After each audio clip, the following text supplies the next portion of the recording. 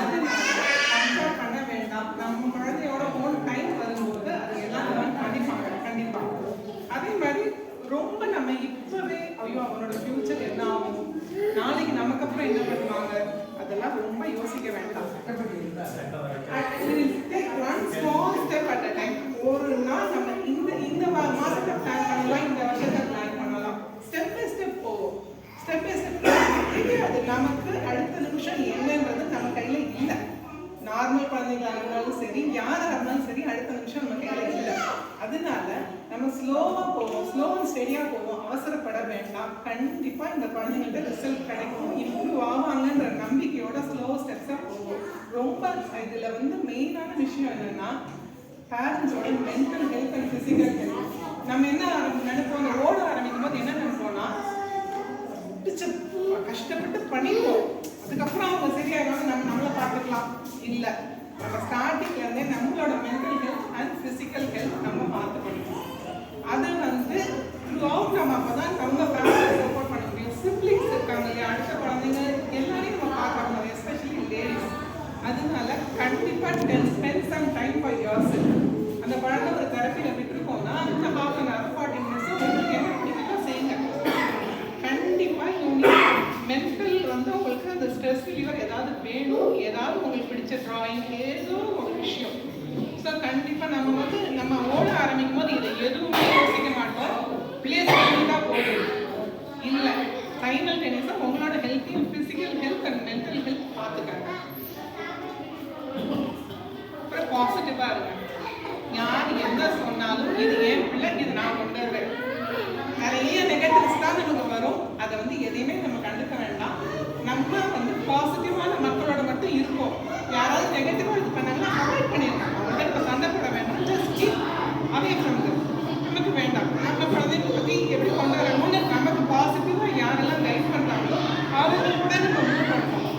அதுக்கப்புறம் நம்ம குழந்தைங்களுக்கு நம்ம பாசிட்டிவா போக போக கைடன்ஸ் அழகா பை நேச்சர் காட்ஸ் கிரேஸ்ல நமக்கு அழகா கைடன்ஸ் வரும். நீங்க நம்பினா அது நம்ம நினைப்போம் அடுத்த ஸ்டெப் நம்ம என்ன பண்றதுன்னு யோசிப்போம். கரெக்டா இதுதான் வழின்னு வரும், இதை பண்ணலாம் இதை பண்ணலாம் இதை பண்ணலான்ட்டு. அதனால it will be positive and stay positive. Negative thought இருக்கிறவங்களோட நம்ம போகவே வேண்டாம், நம்ம அந்த தாட் மைண்ட்ல போகவே வேண்டாம். அதே மாதிரி ஃபியூச்சருக்கு பிளான் பண்ணணும். ஃபியூச்சருக்கு ஃபினான்ஷியலா நம்ம ஃபேமிலிக்கான பிளானிங், குழந்தைங்களுக்கு எனி இன்சூரன்ஸ், ஹெல்த் இன்சூரன்ஸ், அந்த மாதிரி விஷயங்களும் நம்ம இப்போவே யோசிக்க ஆரம்பிக்கணும். லைக் நம்ம இருக்கிற மணியெல்லாம் ஸ்பெண்ட் பண்ணி இப்போவே பண்ணிட்டு அந்த ஃபியூச்சருக்கு நம்ம நல்லா இருக்கக்கூடாது. ஸோ சைமல்டேனியஸாக ஃபியூச்சருக்கு பிளான் பண்ணுங்க. இந்த குழந்தைக்கு நம்ம ஃபியூச்சரில் என்ன பண்ண போகிறோம், ஃபினான்ஷியலி ஆல்சோ ஃபியூச்சர் பிளானிங் பண்ணுங்க. பிகாஸ் அந்த இடம் நான் இப்போ ஆக்சுவலாக என்னெல்லாம் பேசுகிறேன்னா எங்கெல்லாம் நம்ம விட்டு போயிடுவோம், எதெல்லாம் விட்டுருவோம், அதெல்லாம் நீங்கள் விட்டுறாதீங்க. இப்போவே அதெல்லாம் பிளான் பண்ணுங்கன்னு சொல்கிறது தான் நான் இப்போ மெயினாக சொல்லிட்டு இருக்கேன். பற்றி சொல்லுங்கள்.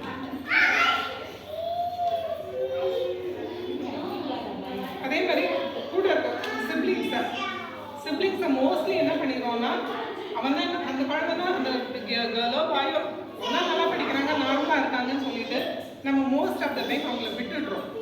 இப்போ இருக்கிற கண்டிஷனில் நம்ம குழந்தைங்களை we have to take care. ஏன்னா செல்ஃபோன்லேயே உலகமே கிடைக்குது அவங்களுக்கு. அதனால பாசிட்டிவான விஷயங்களை விட நெகட்டிவாக போகிறதுக்கான வாய்ப்பு ஜாஸ்தி. அதனால சிப்ளிங்ஸை நம்ம ஃபஸ்ட்டு நம்ம சைமல்டேனியஸாக இந்த குழந்தைங்களோட சேர்த்து அந்த குழந்தைங்களுக்கும் இம்பார்ட்டன்ஸ் கொடுக்கணும், கேர் கொடுக்கணும். அதே மாதிரி அந்த சிப்ளிங்ஸை ட்ரெயின் பண்ணிடுங்க சின்னதுலேருந்தே. உன்னோட பிரதரோ சிஸ்டரோ நீ பார்த்துக்கணும், எக்ஸ்ட்ரா கேர். நம்ம சிப்ளிங் அந்த கூட பிறந்த அண்ணனோ தம்பியோ அக்காவோ தங்கச்சியோ, இந்த குழந்தைக்கு ஸ்பெஷல் குழந்தைக்கு நம்ம ஃபியூச்சரில் நீ ஒரு கைடன்ஸ் இருக்கணும், நீ சப்போர்ட் பண்ணணுன்றதை சின்னதுலேருந்து அவங்க சேர்த்து கூடுமான வரைக்கும் சேர்த்து வளர்த்துருங்க. நீங்கள் எங்கே போனாலும் அதே மாதிரி எங்கேயுமே ஹெசிடேட் பண்ணாமல் எந்த ஃபங்க்ஷனாக இருந்தாலும் சரி, எங்கே கோவில் குளம் எங்கே என்னாலும் எப்படின்னா சண்டே 2 பசங்களையும் பைக் சுற்றிட்டே இருப்பேன். எங்கே எக்ஸிபிஷன் போடுறாங்க பிகாஸ் உனக்கு 4 பேர் சேர்ந்துருக்கல, சின்னதில் 4 பேர் சேர்த்துருந்தாலும் நல்லா ஆரம்பிச்சிடும். ஸோ க்ரௌடு வேணும்னு எங்கெல்லாம் எக்ஸிபிஷன் இருக்குது, எங்கெல்லாம் கோயில் கூட்டமான கோயில் அந்த மாதிரி தேடி போகும். ஆனால் இப்போ யூடியூப்ல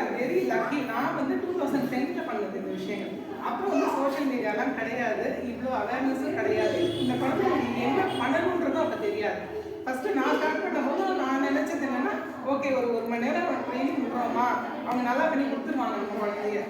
அப்படி எண்ணத்துல தான் நான் ஸ்டார்ட் பண்ணது. அதுக்கப்புறம் போக போக போக இந்த மாதிரி உங்களோட கனெக்ஷன் நிறைய பேரோட கான்டாக்ட் பேசி பேசி பேசி தான் எனக்கு வந்து இல்லை இந்த குழந்தைங்களோட எப்படி நம்ம ஹேண்டில் பண்ணணுன்றது அப்புறம் தான் புரிஞ்சது. ஸோ அதனால நம்ம வந்து என்ன சொல்லிட்டு ஸோ எல்லா இடத்துக்கும் ஒரு குழந்தைகளை கூட்டிகிட்டு இருக்கோம். யாரும் என்ன சொன்னாலும் ஹெசிடேட் பண்ண வேண்டாம். ஃபஸ்ட்டு எனக்குமே ரொம்ப ஹார்ட் ஆச்சு. ஸ்விம்மிங் பூலுக்கு போகும்போது 4 குழந்தைங்க சேர்த்துட்டு பைத்தியம் வந்துச்சு தள்ளி நின்றுட்டாங்க. அதுக்கு நானும் அழுதுருக்கேன், அவ்வளோ அழுதுருக்கேன். அது என்னடா இது சொன்னாங்க, அவங்களுக்கு தெரியல அதுதான் அவங்க சொல்கிறாங்க அப்படின்னு சொல்லிட்டு நம்ம வந்து நம்மளோட மைண்டை வந்து கண்டிப்பாக வந்து இதாக வச்சுக்கணும். ஸோ எல்லா இடத்துக்கும் கூட்டிகிட்டு போங்க. ப்ளஸ் அகாடமிக்ஸ் மட்டும் இல்லை லைஃப்பை அவங்களுக்கு ஃப்ரீ ப்ளே டைம் கொடுக்கணும். குழந்தைக்கெல்லாம் ஜாலியாக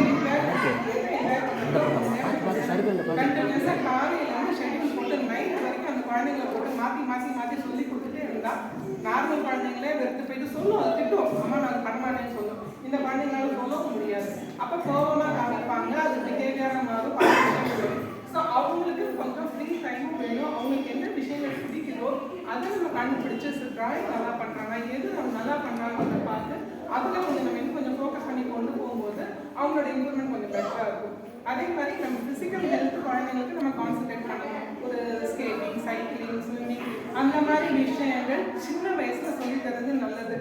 அதே மாதிரி யோகா இதெல்லாமே நம்ம குழந்தைங்களுக்கு சொல்லித் தரலாம்.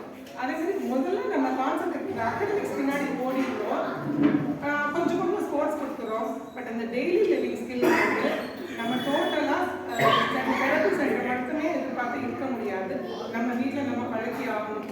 ஒரு 3 இயர்ஸ் 3.5 இயர்ஸ் மேக்ஸிமம் 4 இயர்ஸ்க்குள்ள அந்த குழந்தைய ஃபுல்லாக டாய்லெட் ட்ரெயின் பண்ணி எல்லாம் பண்ணிட்டோம்னா லைஃப் வந்து ஈஸி. அதுக்கு மேலேனா இட்ஸ் வெரி வெரி டிஃபிகல்ட். நம்ம அதை வந்து நம்ம சென்டரை மட்டும்தான் எதிர்பார்த்து இருந்தோம்னா அது வேலைக்காகாது. நம்ம வீட்டில் நம்ம அந்த டாய்லெட் ட்ரைனிங் தானாக சாப்பிட்றது அவங்க வேலையை அவங்க பார்த்துக்கிறது, அவங்க சாப்பாடு சாப்பிட்றது, அவங்களோட இது பண்ணுறது எல்லாமே அவங்க வேலைகளும் அவங்க பண்ணுற மாதிரி எவ்வளோ சீக்கிரம் நம்ம பழக்கணுமோ அவ்வளோ பழக்கம். அதே மாதிரி நம்ம ரொம்ப விஷயங்களை யூனிக் ஸ்பெஷலாக நம்ம செய்ய வேண்டாம். என்ன பண்ணுவோம், அந்த ஹேர் கட் பண்ண நம்ம பசங்களை கூட்டிகிட்டு போனால் அங்கே உட்காந்து சரியாக பண்ண மாட்டேங்கிறாங்க, அடம் பண்ணுறாங்க, அழுகிறாங்க அப்படின்னு என்ன பண்ணுவாங்க சில பேரண்ட்ஸ் வந்து ஹேர் கட் பண்ணுறவங்க வீட்டுக்கு கூட்டிகிட்டு வந்து கட் பண்ணுறது, இல்லை நம்மளே கட் பண்ணிக்கணும். பண்ணாதீங்க. சின்னதில் நம்ம கூட்டிகிட்டு போகும்போது அதை அடாப்ட் பண்ணுறது ஈஸி. அவன் புரிஞ்சுக்குவான் சுச்சுவேஷனை. ஓகே இங்கே போனால் இதை பண்ண போகிறாங்கன்னு புரிஞ்சுக்குவான். நீங்கள் ஒரு 10 வயசுல இருந்து நம்ம இப்படி வீட்டில் வச்சு பழகிட்டு அதுக்கப்புறம் நம்ம வந்து ஹேர் கட் ஒரு மாதிரி சுச்சுவேஷன் நம்ம கூப்பிட்டு போகும்போது டிஃபிகல்ட் ஆகும். அதனால சின்னதுலேருந்தே நம்ம நார்மலாக இன்னொரு குழந்தைய எப்படி ஹேண்டில் பண்ணுறோமோ அந்த மாதிரி இந்த குழந்தைய ஹேண்டில் பண்ணுவோம். எக்ஸ்ட்ரா கொடுக்க வேண்டிய விஷயங்கள் நம்ம கொடுக்கும்போது கண்டிப்பாக அழகாக இந்த குழந்தைங்க அவங்க வாழ்க்கை அவங்க பார்க்குற அளவுக்கு வருவாங்க. அந்த நம்பிக்கையோட நம்ம ட்ரெயின் பண்ணும்போது அவங்க வருவாங்க. கண்டிப்பாக நம்ம வந்து லைஃப் லாங்காக நம்ம வந்து இந்த அளவுக்கு சப்போர்ட் தேவை இருக்காது. சின்னதில் கொடுக்குற சப்போர்ட் தேவை இருக்காது. கொஞ்சமாக அவங்களாம் இண்டிபெண்ட்டாக வந்துருவாங்க. அது நம்ம கொஞ்சம் என்னென்னா நம்ம கொஞ்சம் கன்சிஸ்டண்ட்டாக இருக்கணும். சும்மா 6 மாதம் கொடுத்தேன் ஒரு இது 3 மாதம் ட்ரை பண்ணேன் அப்படின்னு இல்லாமல் கொஞ்சம் கன்சிஸ்டண்ட்டாக நம்ம வந்து சென்டருக்கு போகிறது, அவங்க சொல்கிறப்படி நம்ம கொஞ்சம் ஃபாலோ பண்ணுறது, அதெல்லாம் கொஞ்சம் கன்சிஸ்டண்ட்டாக பண்ணோம்னா குழந்தைங்களுக்கு கண்டிப்பாக இம்ப்ரூவ்மெண்ட் பார்க்கலாம். அவ்வளோதான், மெயினாக இதுதான். ஸோ நம்ம பாசிட்டிவாக இருந்து கொஞ்சம் அப்ரோச் பண்ணோம்னா கண்டிப்பாக குழந்தைங்களை இம்ப்ரூவ்மெண்ட் கொண்டு வர முடியும். ஏன்னா நாங்கள் நிறையா குழந்தைங்களை பார்த்துருக்கோம். இப்போ காலேஜ் படிக்கிற குழந்தைங்க பார்க்குறோம், நல்லா இண்டிபெண்ட்டாக வேலைக்கு போயிட்டு வந்துட்டு இருக்கிற குழந்தைங்களை பார்க்குறோம். அதனால நம்ம ட்ரை பண்ணும்போது அந்த குழந்தைங்க லைஃப்பில் நம்ம பயப்படுற அளவு இல்லாமல் ஓரளவு செட்டில் ஆவாங்க. அதனால நம்ம பாசிட்டிவாக ட்ரை பண்ணலாம். எனி கொஷின்ஸ் சொல்லுங்கள். உங்கள் பையனுக்கு இல்லை எத்தனை எப்படின்னா என் பையனுக்கு வந்து 2.5 வயசுல கண்டுபிடிச்சோம். நான் இப்போ மோஸ்ட்லி வந்து பார்க்கறது வந்தேன். நான் உங்களை பார்க்கறது அவங்களுக்கு சார் சொல்லியிருந்தாங்க. நான் முடிச்ச உங்களை நான் பார்க்கறது நான் சொல்லியிருந்தேன். நான் புதுக்கோட்டையில் வந்து அங்கேருந்து முடிச்சுருக்காங்க. என்னன்னாங்க தெரப்பியை பற்றி ஆர்டிஸ்டை பற்றி எல்லாம் எக்ஸ்பிளைன் பண்ணிட்டு நான் பார்த்துட்டோம். நான் ஒவ்வொரு விஷயம் எக்ஸ்பிளைன் பார்த்துட்டோம், எல்லாத்தையும் கேர் பண்ணிட்டோம். நானே ஒரு தடவை பார்த்து அழுதுருக்கோம். நானே ஒய்ஃபும் என்னடா அப்படி இருக்கேன்னு சொல்லிட்டு அழுதுருக்கோம். ஆனால் அதை பற்றி இப்போ கேர் பண்ணுறது இல்லை. இப்போ நான் வந்து உங்களை பார்த்து தான் வரும். ஏன்னா உங்கள் பையன் சார் சொல்லியிருக்காங்க, அவங்கள பார்ப்போம் அவங்க எப்படி இருக்கிறாங்க, எந்த ஒரு அனுபவத்தில் இருக்கிறாங்கன்னு சொல்லிட்டு அதை பார்ப்போம். ஸோ உங்க பையன் வந்திருக்காங்களா? இப்போ பையனை கூட்டிகிட்டு வருவாங்க சார். பட் இப்போ பையன் வந்து எப்படின்னா இல்லை வந்து பேக்கில் அடிச்சிருக்காங்களா? பசங்க எல்லாம் இம்ப்ரூவ்மெண்ட் ஆகிட்டு பேக்கில் அடிச்சிருக்காங்களா? ஆகும் சார், நிறைய விஷயங்கள் ஆகும். நம்ம செட் ஆயிடுச்சு ஒன்று வந்துடுச்சுன்னு நினைப்போம், அதுக்கப்புறம் நம்ம அதை கொஞ்ச நேரம் கண்டுக்காம விட்டோம்னா அது கண்டிஷன்ஸ் இங்கே போட்டிருக்கோம்ல, இந்த கண்டிஷனை பொறுத்து தான் வந்து குழந்தையோட இம்ப்ரூவ்மெண்ட்டு. இதில் எந்த கண்டிஷனில் உங்கள் பையன் இருக்கான் அப்படிங்கிறத பொறுத்து தான். இப்போ நீங்கள் பிரசாந்த் வந்து ஆர்டிஸ்டிக் ஃபீச்சர் இல்லை மேம், பிரசாந்த் வந்து அவங்க பையன் வந்து ஆர்டிஸ்டிக் ஃபீச்சர் இல்லை. ஃபஸ்ட்டு பாயிண்ட் போட்டிருக்கோம்ல, ஆட்டிசம் ஸ்பெக்ட்ரம் டிஸார்டர். ஸோ அந்த கண்டிஷனில் இருக்கிற குழந்தையோட இம்ப்ரூவ்மெண்ட்டு எப்படி இருக்கும் அப்படிங்கிறது டிஃப்ரெண்ட். இப்போ உங்கள் குழந்தையோட கண்டிஷன் என்ன அப்படிங்கிறது முதல்ல தெரியணும். இந்த கண்டிஷனில் அவர் எந்த லெவலில் இருக்கிறார், எந்த கண்டிஷன், அதுதான் சார். இது வந்து speech delay, cognitive skill delay, இங்கே இருக்கிற மசில்ஸ் எல்லாம் ப்ராப்ளம் இருக்குது, சென்சரி ப்ராப்ளம் இருக்குது, இதெல்லாம் வந்து பிரச்சனைகள். இந்த பிரச்சனைலாம் இருந்ததுன்னா அந்த குழந்தை இந்த கண்டிஷன். ஸோ முதல்ல வந்து இதில் இருக்கிறதுல எந்த கண்டிஷனில் உங்கள் குழந்தை இருக்கான் அப்படிங்கிறது தெரிஞ்சுக்கணும். நீங்கள் அதுக்கப்புறம் தான் வந்து அதுக்கான உங்களுக்கு ஆன்சர் கிடைக்கும். அந்த கொஸ்டின் மேம் நான் கேட்கலாம். ஏன்னா இது வந்து நான் வந்து இப்போ இம்ப்ரூவ்மெண்ட் ஆன ஒரு பையனை பார்த்தது ஓகேங்களா, அதுதான் இப்போ ஆட்டிசம்ல இருக்கிற குழந்தை வந்து பையனை பார்த்தது, அதனால தான் நேராக பார்க்கறது. ஆட்டிசத்தில் வந்து மைல்டு, மாடரேட், சிவியர் இருக்காங்க. ஏன்னா எப்படி இருப்பாங்கன்னு தெரியாதுல்ல. ஏன்னா இப்போ ஒரு கேண்டிடேட் இருக்காங்க அப்படின்னா நம்ம பார்த்துருப்போம், ஒரு ஃபிசிக்கல் பிரச்சனை இருக்குது அப்படின்னா பார்த்துருப்போம். இப்போ ஒரு ஆட்டிசம் ஒரு பையனை பார்த்துருக்கேன்னு சார் சொல்லியிருந்தாங்க எனக்கு. இது மாதிரி நான் இப்போ வந்து பெட்டில் போட்டுருங்க சார். திருப்பி வந்து நான் புதுக்கோட்டில் இருந்தேன், நாங்கள் ட்ரான்ஸ்ஃபர் பிஹெச்சில் ஒர்க் பண்ணுறேன். இப்போ 3 மாதம் தான் ஆகுது. நான் வரப்போ சார் ஒரு வாய்ப்பு கொடுத்தாங்க எனக்கு. இந்த மாதிரி முடிச்சவங்க ஒரு பேரண்ட் வர்றாங்க, அவங்க பார்க்கறது சொன்னால் நான் அதனால தான் நானும் ஒய்ஃபும் நீங்கள் நேராக பார்ப்போமே எப்படி இருக்கிறாங்க, அந்த மைண்ட் செட்டு தான் நாங்கள் வந்திருந்தோம். அதனால தான் உங்கள்கிட்ட கேட்டேன், எப்படி அணுகுமுறை பண்ணீங்க, உங்களுடைய அணுகுமுறை எக்ஸ்பிளைன் பண்ணீங்க. உங்கள் பையனை பார்த்தா எனக்கு திருப்தியாக இருக்கும் ஃபீல் பண்ணுறேன். அவங்க சென்னையில் படிச்சுட்டு இருக்காங்க, அம்மாவை விட்டுட்டு தனியாக இருக்காரு. இப்போ நாங்கள் ஆக்சுவலாக தெரிஞ்சு முடிக்கணும். இப்போ வந்து அவங்க சென்னையில் ரெசிடென்ஷியல் இருக்கிறோம். ரீசன் என்னன்னா, அவன் வந்து நம்மக்கிட்ட பேசுகிறான், நம்மகிட்ட வாழ்கிறான், நமக்கு அப்புறமா அவங்க வாழணும். அடுத்தவங்களோட எப்படி எனக்கு நான் ரெசிடென்ஷியலில் விட்ட வரைக்கும் எனக்கு என்ன தாட்னா, என்னை விட்டுட்டு அவன் ஒரு நாளாக இருப்பாங்களா, அடுத்தவங்களோட இருப்பாங்களான்ற தாட்லாம் இருந்தது. இப்போ 1 இயர் தான் ரெசிடென்ஷியலில் விட்டுருக்கோம் பர்பஸாகவே. ஏன்னா அவன் 4 பேரோட பேசணும், பல இடங்கள் பல இது சமாளிக்கணும், ஃப்யூச்சரில் சமாளிக்கணுன்றதுக்காக நான் ஒரு 2 இயர்ஸ் அங்கே இயருக்கு ஒரு ரெசிடென்ஷியலாக இருந்து அந்த ட்ரைனிங் எடுத்துருக்காங்க, வொகேஷனல் ட்ரைனிங் எடுத்துருக்காங்க. அடுத்த வருஷம் கூட்டிகிட்டு வந்து நாங்கள் எங்களோட கம்பெனியில் ட்ரெயின் தான் இருக்கோம். அதாவது சார் மேடம் சொன்ன மாதிரி உங்கள் குழந்தையோட லெவல், அதுக்கு கிடைக்கிற தெரப்பி, அது எல்லாமே டிபெண்ட்ஸ். ஒரு குழந்தை அவன் வயசுக்கு அவன் ப்ராப்ளம் இருக்கிற குழந்தையோட அடுத்த குழந்தையோட கம்பேர் பண்ணுறது, ஒரு குழந்தையோட லெவல் ஒரு மாதிரி இருக்கும், ஒரு குழந்தைக்கு என்ன இன்புட் கிடைக்குது, எல்லா விஷயங்களும் இருக்குது சார். பட் நம்ம சைட் பேரண்ட் சைடில் நம்ம என்ன பண்ணலாம்னு நான் சொன்னேன். பட் ரிசல்ட்ஸ் வந்து நமக்கு நீங்கள் சொன்னதெல்லாம் எக்ஸ்பிளைன் பார்த்துட்டேன். நீங்கள் சொன்னதெல்லாம் ஓகே தான், நாங்கள் சொன்னதை கேட்டுங்களா ஓகே தான். இந்த ஒரு பேரண்ட் கூட கேட்ட டீட்டெயில் தெரிஞ்சு அவர் என்ன கேட்குறாருன்னா, பார்த்த உடனே அந்த கிட்டுக்கு ஏதாவது டிஃப்ரென்சியேஷன் தெரியுமா, வளர்ந்தா நம்ம பையனை பார்த்தா சொசைட்டியில் மோஸ்ட்லி ஆட்டிசம் பசங்களை பார்த்தா தெரியாது சார். அதுதான் அவங்க கேட்குறாங்க. ஆட்டிசம் பசங்களை பார்த்தா ரொம்ப அழகாக இருப்பாங்க. நீங்கள் அந்த பசங்களை பார்த்தா உங்க கண்டுபிடிக்கவே முடியும். ஏன்னா இதில் ஃபீச்சரில் சோசியலாக இதை அதிகமாக நாங்கள் வாங்கிட்டே இருக்கோம். இவங்க பையனை பார்த்தா ஆட்டிசம் இருக்காண்டா அப்படிலாம் படம் ஆட்டிசம் மாதிரி ஒரு மென்ஷன் பண்ணுறாங்க. இல்லை சார், ஆட்டிசம் மாதிரி அப்படின்ற வேர்டு வந்து ஒரு 15 வயசுலலாம் வரவே வராது. ஏன்னா அந்த குழந்தை வந்து 15 வயசுக்கு மேலே போயிடுச்சுன்னா அவங்க ஆட்டிசமாகவே இருக்க மாட்டாங்க. ஸோ மைல்டு ஆட்டிசமாக இருந்தாங்க அப்படின்னா கண்டிப்பாக தெரியவே தெரியாது. பார்த்த உடனே இது ஆட்டிசம் குழந்தைன்னு யாராலையும் கெஸ் பண்ணவே முடியாது. நீங்கள் சொன்னீங்கல்ல இந்த ஏதோ டிசேபிள்டு குழந்தைங்க அப்படிங்கிற மாதிரி, அது வந்து அந்த செரிப்ரல் பால்சின்னு இருக்கும். ஃபிசிக்கலாக ப்ராப்ளம் இருக்கிற பசங்களை தான் பார்த்தோன்னே தெரிஞ்சிடும். விஷுவல் இம்பேர்மெண்ட்டு, ஹியரிங் இம்பேர்மெண்ட்டு, கண் பார்வை, காது கேளாமை, இந்த பிரச்சனைகள் எல்லாத்துக்குமே வந்து பார்த்தோன்னே தெரியும். மற்றபடி ஆட்டிசமோ ஏடிடியோ இல்லை வெறும் ஸ்பீச் டிலேவோ அதெல்லாம் வந்து வெளியில் தெரியவே தெரியாது. பார்க்கும்போது ஃபிசிக்கலாகவே நார்மலாக இருப்பாங்க பசங்க. இப்போ என்னன்னா ஒரு விஷயம் சொல்கிறேன் சார், நீங்கள் ரொம்ப அதை போட்டு அதை ஃப்ரீயாக தான் இருக்கோம். நாங்கள் ரிலாக்ஸ் ஆகிட்டோம். ஏன்னா நாங்கள் அழுகிற காலத்தில் இருந்துச்சு, அதுதான் அது ரிலாக்ஸ் ஆகிட்டோம். நாங்கள் இப்போ சார்ட்டை வந்து 3 மாதம் கூட ரிலாக்ஸாக போயிட்டேன். ஏன்னா என்ன ஒரு தடவை பார்க்கலாம், எனக்கு பிடிச்ச ஒரு தடவை ஒரு பையனை பார்க்கலாம். பார்த்த பசங்களை பார்த்தா யாரும் சொல்லவே மாட்டாங்க, அதுதான் இருக்காங்க. நம்ம ரொம்ப ஓவராக ஃபியூச்சரை பற்றி திங்க் பண்ணவும் வேண்டாம், ஸ்லோவாக போங்க, நல்லா இருக்காரு. எஜுகேஷன் எப்படி பண்ணீங்க?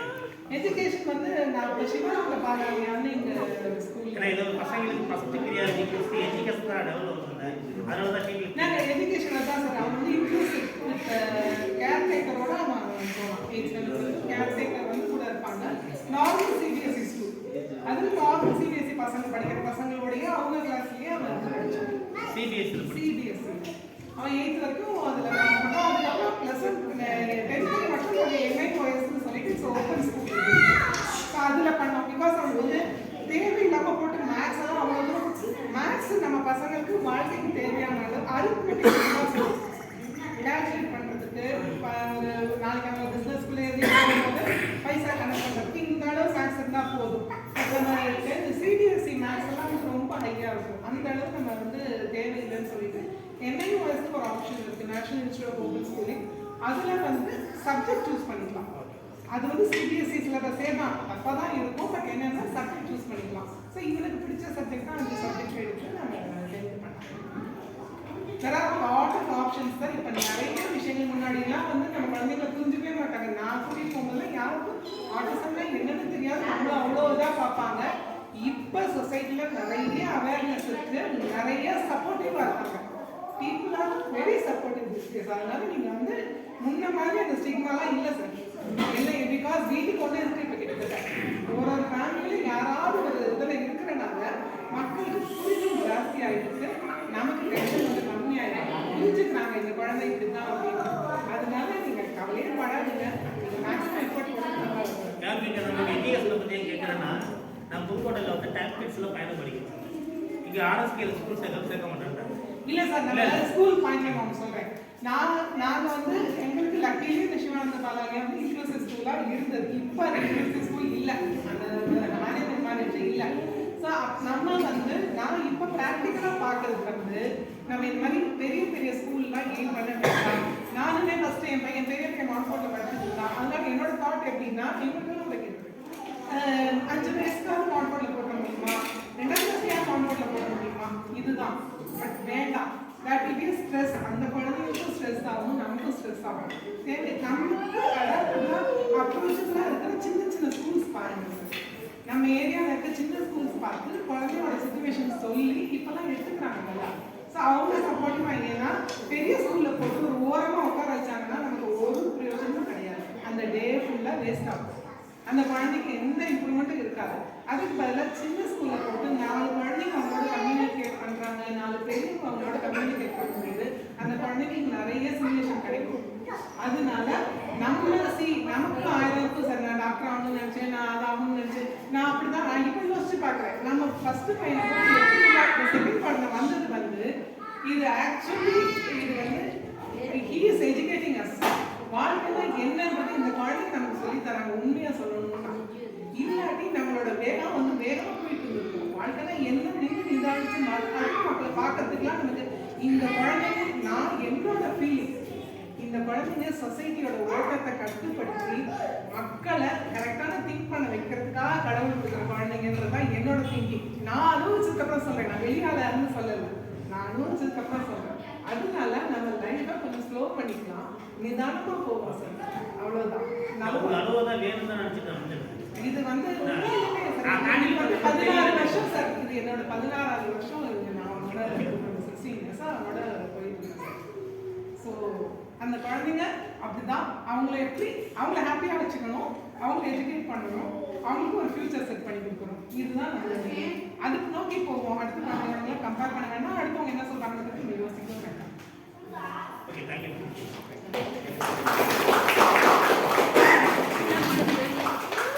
கேட்டுறியா உங்கள்கிட்ட மேடம்கிட்ட கேட்கணுங்க. வேறு ஏதாவது டவுட் இருந்தால் கேட்டுக்கோங்க. இப்போ எல்லாருக்குமே வந்து எந்த குழந்தை எந்த கண்டிஷனில் இருக்காங்க அப்படிங்கிறது மட்டும் நீங்கள் கொஞ்சம் கிளியராக பார்த்துக்கணும். அப்படி பார்த்தா தான் வந்து உங்களுக்கு நீங்கள் கூகுளெல்லாம் சர்ச் பண்ணுவீங்கல்ல, நெட்டில் சர்ச் பண்ணும்போது குழம்பிடுவீங்க. நிறைய எல்லா சிம்டம்ஸுமே வரும். இப்போ தம்பியை பொறுத்த வரைக்கும் பார்த்தோன்னே வந்து ஒரு ஆர்டிஸ்டிக் ஃபீச்சர் இருக்கிற மாதிரி அவன் தானே வயசு 5 வயசு. ஆர்டிஸ்டிக் ஃபீச்சர் இருக்கிற மாதிரி தெரியல. ஆனால் நீங்கள் கூகுளில் சர்ச் பண்ணும்போது ஆர்டிசம்னு சர்ச் பண்ணிக்கிட்டே இருப்பீங்க. அதில் ஏகப்பட்ட பிரச்சனைகள் காட்டும். அத்தனை பிரச்சனையும் ஒவ்வொன்றா வந்து அவன் பண்ணும்போது சும்மா அப்படி கையை அப்படி கன்ஃபியூஷன் இல்லாமல் இருக்கணும் அப்படின்னா தெரபிஸ்ட் கிட்ட உட்காந்து அதுக்கு அசஸ்மெண்ட் ஃபார்மேட்லாம் வச்சுருப்பாங்க. ஸோ அதை உட்காந்து அவங்கக்கிட்ட வந்து கிளியர் பண்ணிக்கணும். அவனோட கண்டிஷன் எனக்கு பார்க்கும்போது ஒரு வேலை செகண்ட் கிளாஸில் ஏடிடி கொஞ்சம் துருத்துருன்னு இருந்தான்னா ஏடிஹெச்டி. அந்த துருத்துருப்பு வந்து ஒரு 3 months 6 months அவங்களுக்கு டைம் இருந்தால் போதும் தெரபிஸ்ட்டுக்கு. அந்த ஏடிஹெச்டியை கட் பண்ணிடுவாங்க, கண்ட்ரோல் பண்ணிடுவாங்க.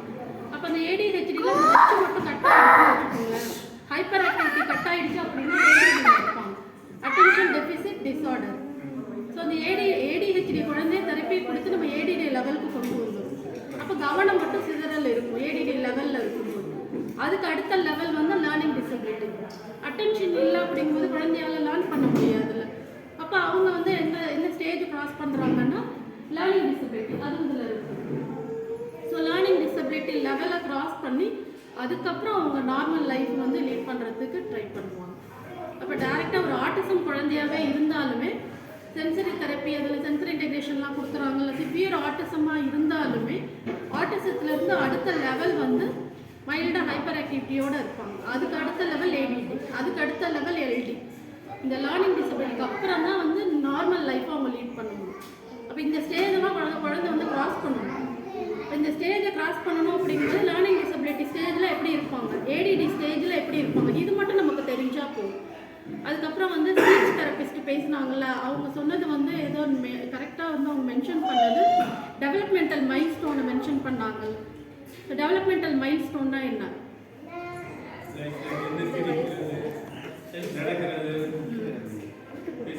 அவ்வளோதான். இந்த நிற்கிறது, நடக்கிறது, பேசுறது, ஓடுறது, உடையாடுறது, இது எல்லாமே வந்து டெவலப்மெண்ட் அப்படின்னு நம்ம நினச்சிட்டு இருக்கோம். ஆனால் அது மட்டும் டெவலப்மெண்ட் கிடையாது. அதில் வந்து 5 ஸ்டேஜ் சொல்லுவோம். ஒன்று வந்து கிராஸ் மோட்டார், நீங்கள் சொன்னது எல்லாமே வந்து கிராஸ் மோட்டாரில் வரும். மசில் ஜாயிண்ட் யூஸ் பண்ணுங்க. ஃபைன் மோட்டாரில் வந்து சின்ன சின்ன இந்த ஃபிங்கர்ஸ் இதோட மூமெண்ட் எல்லாம் எப்படி இருக்குன்னு பார்த்துட்டு சாப்பிட்றது, பிசைகிறது, ரைட்டிங் 3 விரலை பிடிச்சி எழுதுறது, இது எல்லாமே ஃபைன் மோட்டாரில் வரும். இது வந்து நீங்கள் இதெல்லாம் கூகுளில் செக் பண்ணுங்க. டெவலப்மெண்டல் மைல்ஸ்டோன்னா என்ன, அதில் 5 ஸ்டேஜ் இருக்கும். Cross motor, fine motor, speech, cognitive, self care, 5 stage இருக்கும். இந்த 5 ஸ்டேஜில் இந்த 5 கேட்டகரியில் உங்கள் குழந்தை எந்த கேட்டகரியில் இருக்காங்க. இப்போ அவர் 5 வயசுன்னு வச்சுக்கோங்க. அவருக்கு இப்போ 5 வயசு குழந்தைக்கு இந்த 5 ஸ்டேஜில் அந்த 5 கேட்டகரியில் எந்த லெவலில் இருக்கான்னு செக் பண்ணணும். அப்படி நீங்கள் நெட்டில் போட்டு அதை பார்க்கும்போது லிஸ்ட்டு வரும். அதில் செக் பண்ணும்போது 5 வயசு குழந்தை வந்து இந்த லெவல் பேசணும், அப்போ இவன் பேசலை. இப்போ இவன் பேசும்போது ஒரு 3 வயசு குழந்தையோட ஆக்டிவிட்டீஸ் தான் பேசுகிறான் அப்படிங்கும்போது அதை வந்து மேனேஜ் பண்ணணும். நம்ம அது ஒரு 2 வருஷம் கேப் இருக்குது அப்படின்னா அந்த 2 வருஷத்தில் வந்து என்னென்ன விஷயங்கள் குழந்தை பண்ணுமோ அதை தெரப்பியாக கொடுக்கும். அவ்வளோதான் தெரப்பி. இப்போ சார் கொடுக்கறது வந்து ஓடி கொடுக்குறாங்க. ஓடியில் சென்சரி இன்டெகிரேஷன் இது எல்லாமே கொடுத்துருவாங்க. இதில் நிறைய ஆக்டிவிட்டீஸ் இருக்கும். தெரப்பி மட்டும் பத்தாது அப்படிங்கிறத அவங்க திரும்ப திரும்ப ஸ்ட்ரெஸ் பண்ணாங்க. மெயினாக என்னென்ன கொடுக்கணும் அப்படின்னா தெரப்பி வந்து என்ன பண்ணணும்னா ஃபிசிக்கல் ஸ்ட்ரென்த்து கொடுக்கும் குழந்தைக்கு, சிட்டிங் டாலரன்ஸ் கொடுக்கும். இது மட்டும் ஸ்பீச் இம்ப்ரூவ் பண்ணாதுல்ல, ஸ்பீச் இம்ப்ரூவ் பண்ணாது, செல்ஃப் கேர் பண்ணாது, சோஷியல் எமோஷனல் அதெல்லாம் சொன்னாங்க அவங்க. இது எல்லாமே வந்து அந்த டெவலப்மெண்டல் மைல்ஸ்டோனை பேஸ் பண்ணி தான் மேம் கிட்ட கேட்டு தியரி செஷனாக தான் இருக்கும். ஓகே இந்த ஒரு நிமிஷம். புரியாது, கிடைக்கிறது, ஐஸ்கிரீம் லிக் பண்ணி சாப்பிட்றது, அதெல்லாம் சின்ன சின்ன எக்ஸசைஸ் தான். இந்த எக்ஸசைஸை கொடுக்க ஆரம்பிச்சிட்டிங்கன்னா வீட்டிலே வச்சு எல்லாமே கொடுக்க ஆரம்பிச்சிட்டிங்க அப்படின்னா உனக்கு வந்து இந்த 4 ஸ்கில்லுமே டெவலப் ஆக ஆரம்பிக்கும். இப்போ 4 எபிலிட்டி வந்துருச்சு அப்படின்னா தான் ஸ்பீச் கிளாரிட்டி வரும். அப்போ தான் வந்து அவங்க ஸ்பீச் வந்து பேசுகிற அளவுக்கு இந்த ஓட் போட்ட மசில் வந்து கோஆப்ரேட் பண்ணும். அதனால் பேசிக் வந்து இது மட்டும் தான். இது கொடுத்து முடிச்சுட்டு அப்புறமா நம்ம ஸ்பீச் ட்ரை பண்ணோம் அப்படின்னா நல்லபடியாக வந்து இம்ப்ரூவ்மெண்ட். அதுக்கப்புறம் இந்த கார்பரேட்னு சொல்லுவோம்ல, எல்லா பக்கத்துலையுமே வந்து திங்கிங்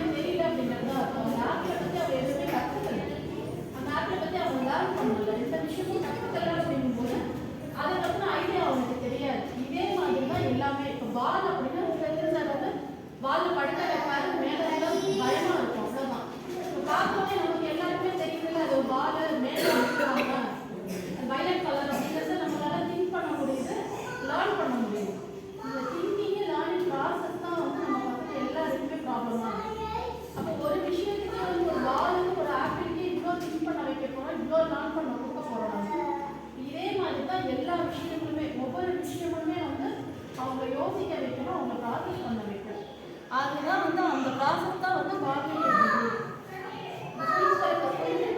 தான் சொன்னாங்க. அந்த குழந்தை வந்து அந்த ஆப்பிள்னா என்ன தெரிஞ்சாதான் ஆப்பிள் ரெட் கலர்ல இருக்கு கட் பண்ணி கொஞ்ச நேரம் வச்சோம்னா ஒரு மாதிரி கருப்பாக போயிடும். அந்த குழந்தை அதை பற்றி தெரிஞ்சிருந்தாலும் வரும்.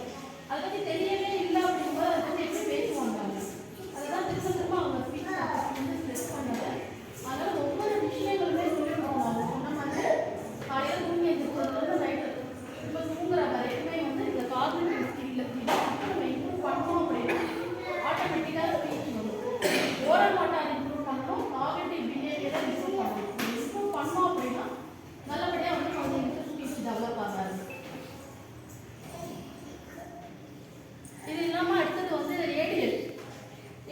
நான் சொன்ன மாதிரி அந்த டெவலப்மெண்டல் மைல்ஸ்டோனில் வந்து ஏடிஎல் இருக்கும். 5 வயசு குழந்தை என்னென்னா பண்ணிக்கும், தானே சட்டை போடணும், தானே டிஷர்ட் போடணும், தானே ட்ராயர் போடணும், ட்ராயில் இருக்க பூட்டு போடணும், பட்டன் போடணும். இந்த விஷயங்கள் அவன் கம்ப்ளீட் பண்ணிட்டான் அப்படின்னா அடுத்த லெவல். இது வந்து 4 வயசுல அது எல்லாமே பண்ணணும். இந்த ஆக்டிவிட்டிஸ் பட்டனிங் வயசு 4 வயசுல எல்லா குழந்தைங்களும் பண்ணணும். கம்ப்ளீட் பண்ணிட்டாங்க 4 வயசு இருக்கிற குழந்தைங்கலாம். Buttoning skill